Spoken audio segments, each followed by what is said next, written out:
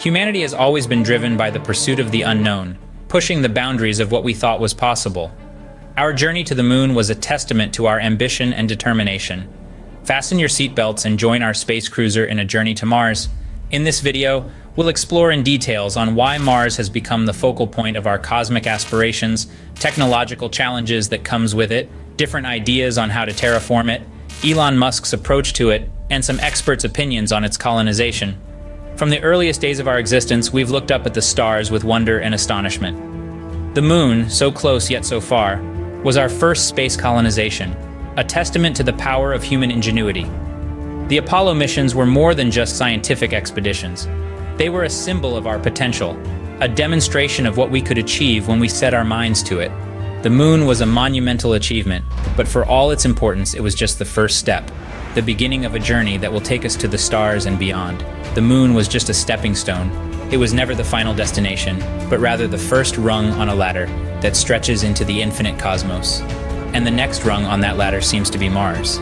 Before we dive deeper into why Mars is our next destination, let's take a moment to understand a concept that could potentially make Mars not just a place to visit, but a place to live: terraforming.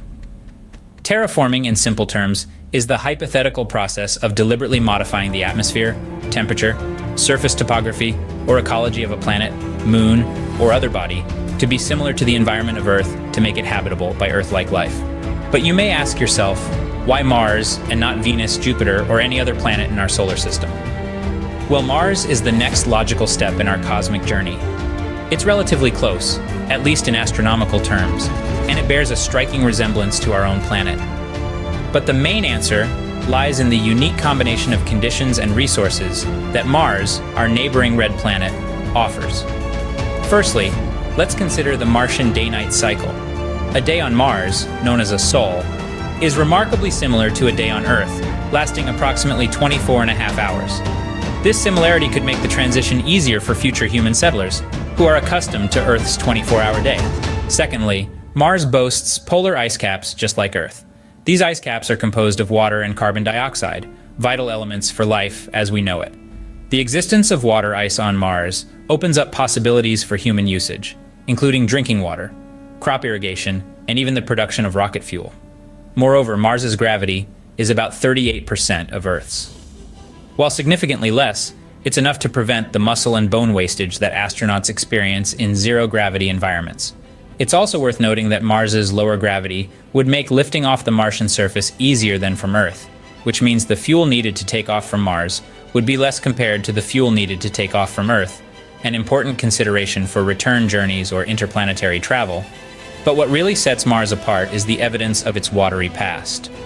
The numerous dried-up riverbeds and lake beds suggest that liquid water, a crucial ingredient for life, once flowed on the Martian surface. This raises the possibility that life, in some form, may have once existed on Mars and could potentially be revived. Of course, Mars is not a ready-made Eden. Its thin atmosphere, freezing temperatures, and the presence of harmful radiation present significant challenges. However, these challenges are not insurmountable and are the focus of ongoing research and technological development. In conclusion, while other planets in our solar system have their own unique allure, Mars stands out with its Earth-like day, evidence of water, and manageable gravity. It's these attributes that make Mars the most viable option for human colonization. Mars, despite its challenges, offers the best hope for our species to become a multi-planetary civilization. The journey to Mars is fraught with immense technological challenges. Let's start with the fact that Mars is, on average, about 140 million miles away from Earth. That's more than 500 times the distance to the Moon. This means that a round trip could take up to 3 years with current technology. That's a long time to be in a spacecraft. Then there's the issue of self-sustainability. We'd need to create a closed-loop life support system that can provide air, water, and food for the duration of the journey and while on Mars. This would likely involve growing food on the spacecraft and on Mars, recycling waste, and managing resources efficiently. Next, we have to consider the harsh environment on Mars. The temperature on the red planet can drop as low as -128 degrees Fahrenheit.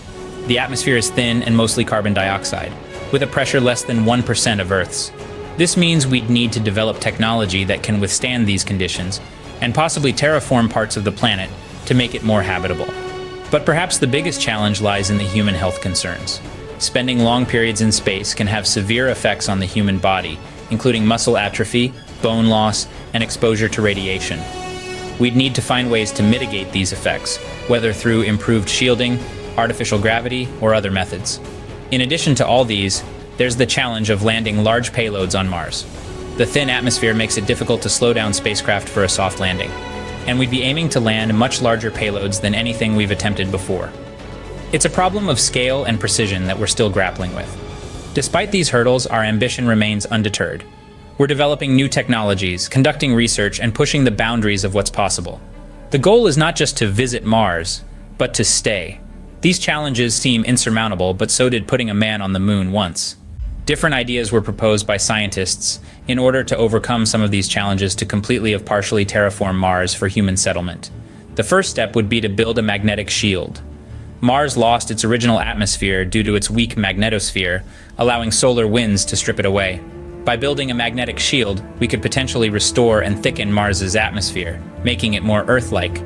Next, we would introduce greenhouse gases such as ammonia, methane, or fluorine compounds into the atmosphere so that they can trap heat from the sun, gradually raising temperatures to more habitable levels and initiating a greenhouse effect. This would lead to the melting of subsurface water ice and the release of trapped carbon dioxide, further enhancing the greenhouse effect and thickening the atmosphere. Importing ammonia-rich asteroids could be one way to do this. Another key aspect of terraforming Mars involves introducing liquid water onto its surface. While there is evidence of water ice in the polar ice caps and subsurface reservoirs, accessing and distributing this water would be critical for sustaining life. One proposed method is to trigger a process known as sublimation, where solid ice transitions directly into gas, by deploying large-scale mirrors or heating devices on the Martian surface to raise temperatures. This would release water vapor into the atmosphere, which could then condense and precipitate as liquid water, forming lakes, rivers, and oceans over time. Finally, we would need to produce a breathable atmosphere. This could be done through the use of genetically engineered plants and bacteria. These organisms would convert Mars's carbon dioxide-rich atmosphere into oxygen, creating an environment that humans could breathe in. Terraforming Mars would be a monumental task, requiring significant technological advancements and an immense amount of resources. But it's a concept that could potentially make Mars our second home. These last years, colonizing Mars has been making space news, with billionaires now having interests and investing massively in this space quest. One man stands out in this quest for Mars, Elon Musk. His name is synonymous with the future of space exploration and a passion for making humans a multi-planetary species. He envisions a future where humans could live and work on the red planet, forming a self-sustaining civilization, a mission he's been pursuing relentlessly through his company, SpaceX. This company has revolutionized space travel. From developing reusable rockets and reducing the cost of space travel, they push the boundaries of what's possible. But the crown jewel of SpaceX's endeavors is the Starship. The Starship is not just another spacecraft. It's a spacecraft designed with Mars in mind. It's a fully reusable transportation system designed to carry both crew and cargo to Earth orbit, the Moon, Mars, and beyond.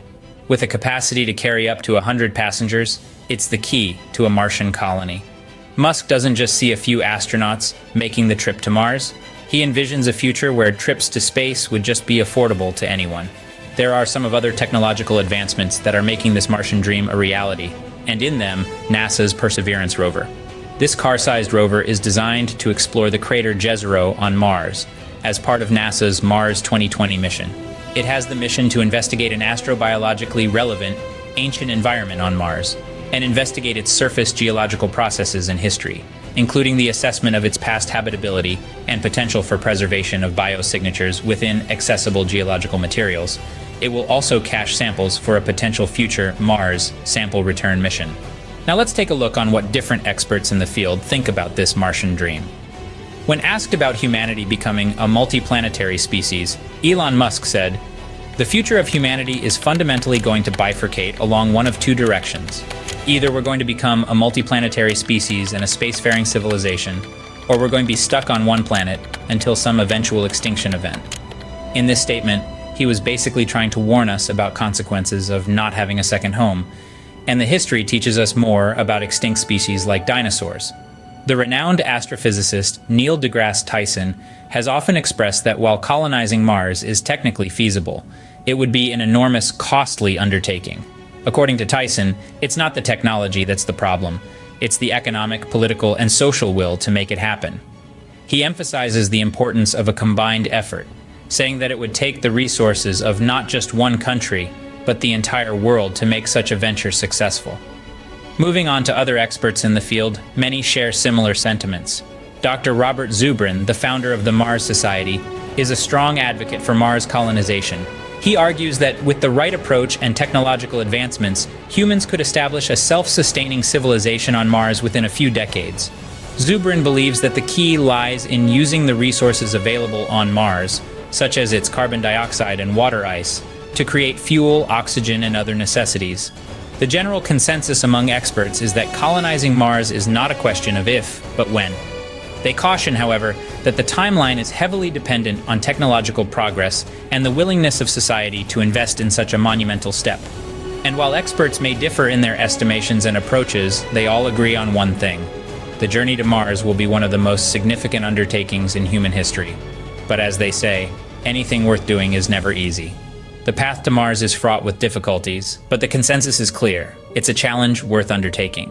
As we proceed, technological advancements will play a crucial role. The development of more efficient propulsion systems will not only reduce the travel time to Mars, but also increase the payload capacity of our spacecraft.